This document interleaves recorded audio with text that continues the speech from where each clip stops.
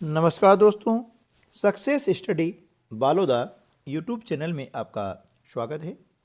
Bridge course के अंतर्गत कक्षा 8 विषय गणित की वर्कशीट क्रमांक 51।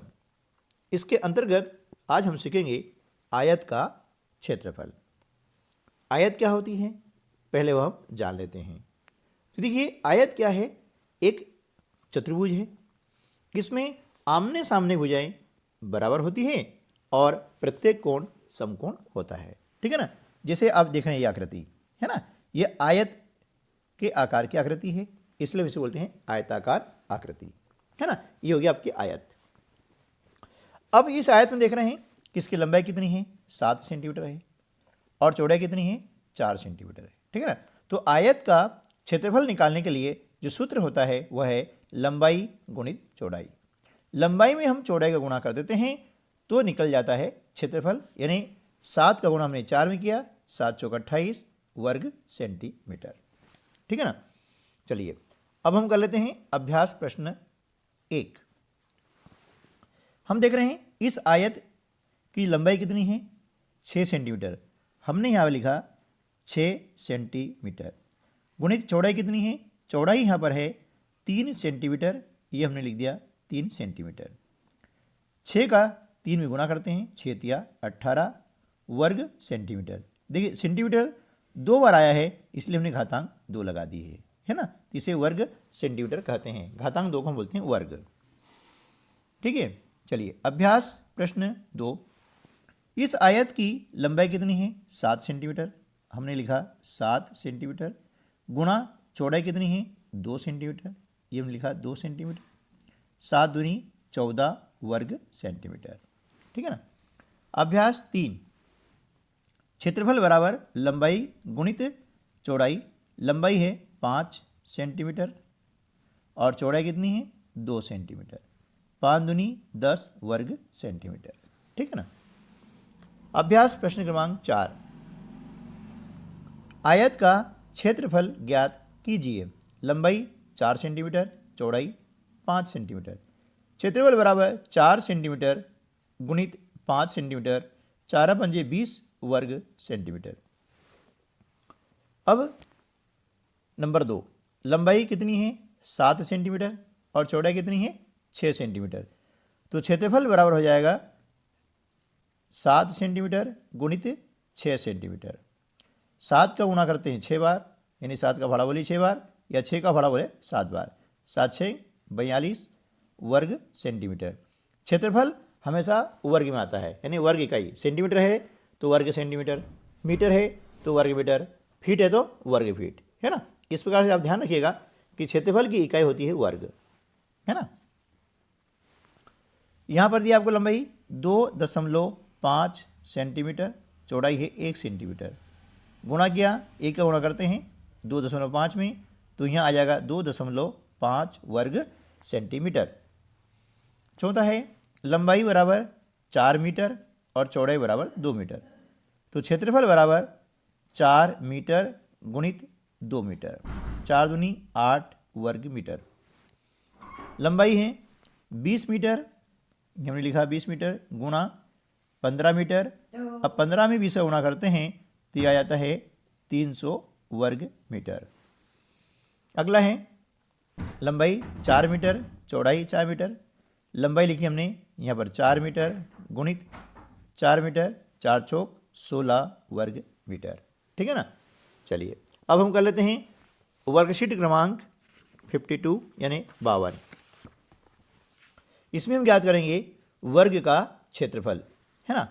हम वर्ग के क्षेत्रफल की गणना करना समझते हैं। देखिए वर्ग में क्या होता है कि चारों भुजाएं बराबर होती हैं और इसका प्रत्येक कोण समकोण होता है।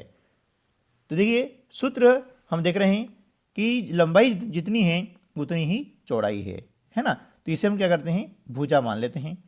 तो क्षेत्रफल बराबर हो जाएगा लंबाई गुणित चौड़ाई, यानी लंबाई को और चौड़ाई को दोनों हमने क्या किया है, भुजा मान लिया है। तो भुजा गुणित भुजा, भुजा कितनी है 5 सेंटीमीटर है, हमने लिखा 5 सेंटीमीटर गुणित 5 सेंटीमीटर, 55 25 वर्ग सेंटीमीटर। ठीक है ना।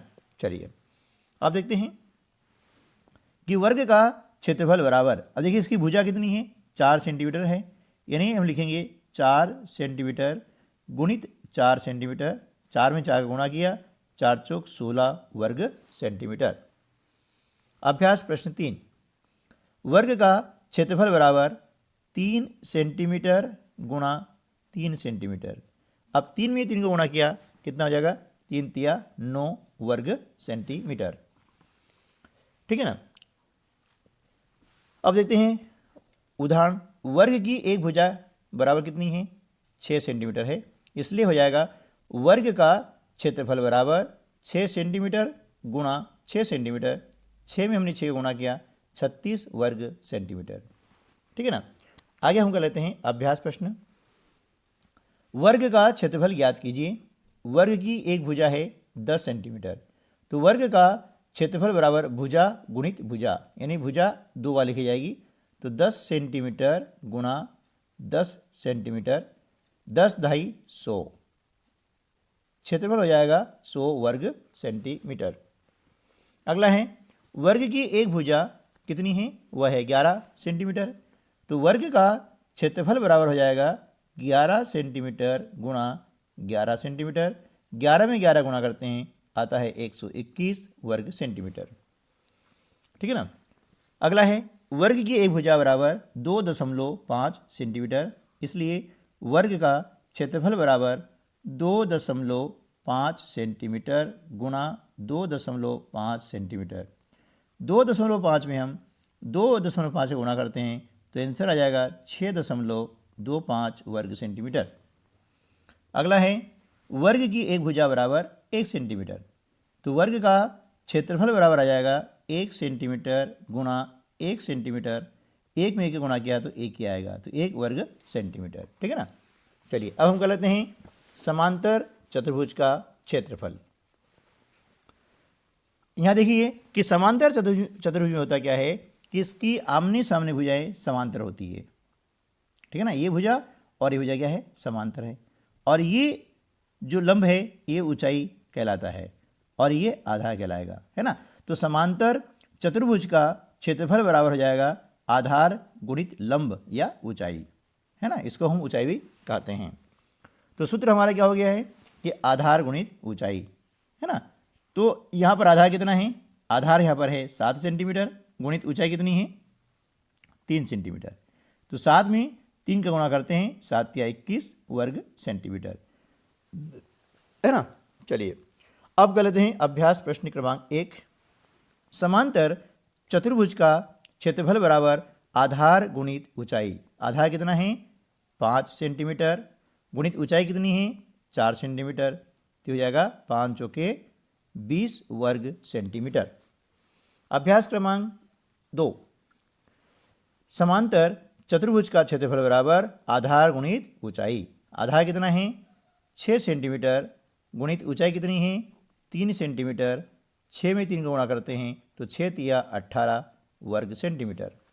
ठीक है ना। अगला है उदाहरण, समांतर चतुर्भुज के क्षेत्रफल की गणना करना। आधार कितना है 5 सेंटीमीटर, ऊंचाई 3 सेंटीमीटर, इसलिए क्षेत्रफल हो जाएगा 5 सेंटीमीटर गुणा 3 सेंटीमीटर, 5 में 3 को गुणा करते हैं आता है 15 वर्ग सेंटीमीटर। ठीक है ना। अभ्यास प्रश्न 3, यहाँ पर आपको दिया गया आधार 7 सेंटीमीटर और ऊंचाई कितनी है 4 सेंटीमीटर, तो क्षेत्रफल कितना आ जाएगा, क्षेत्रफल आपका आएगा आधार गुणित ऊंचाई, है ना। आधार में ऊंचाई का हम गुणा करते हैं, 7 चौके 28 वर्ग सेंटीमीटर। अगला है आधार 6 सेंटीमीटर, ऊंचाई 4 सेंटीमीटर, क्षेत्रफल हो जाएगा 6 चौके 24 वर्ग सेंटीमीटर। नेक्स्ट है आधार बराबर 3.5 सेंटीमीटर, ऊंचाई 2 सेंटीमीटर, 3.5 में 2 का गुणा करते हैं आता है 7 वर्ग सेंटीमीटर। आधार बराबर 2.5 सेंटीमीटर, ऊंचाई बराबर 1 सेंटीमीटर, गुणा करने पर आता है 2.5 वर्ग सेंटीमीटर। ठीक है ना। इसके बाद हम कर लेते हैं वर्कशीट क्रमांक 54, यह है आकलन क्षेत्रफल की समझ के लिए, है ना। देखें और समझें, निम्नलिखित आकृतियों का अनुमानित क्षेत्रफल ज्ञात कीजिए, है ना। देखिए ये जो आकृति है इसका हम अनुमानित क्षेत्रफल ज्ञात करेंगे। तो पहले गिन लेते हैं पूर्ण वर्गों की संख्या, 1 2 3 4 5 6 7 8 और 9 क्या हो गए आपके पूर्ण वर्ग हो गए हैं। अब आधे वर्ग देख लेते हैं कितने हैं। देखिए आधे में एक तो ये आ जाएगा 1, उसके बाद में 1 2 और ये 3 और 1 4, यानी 2 हो गया। तो 2 और 9 कितना हो गया 11 वर्ग इकाई, है ना। यहाँ पर हमको इकाई कुछ भी दी नहीं है इसलिए यहाँ लिखेंगे हम वर्ग इकाई।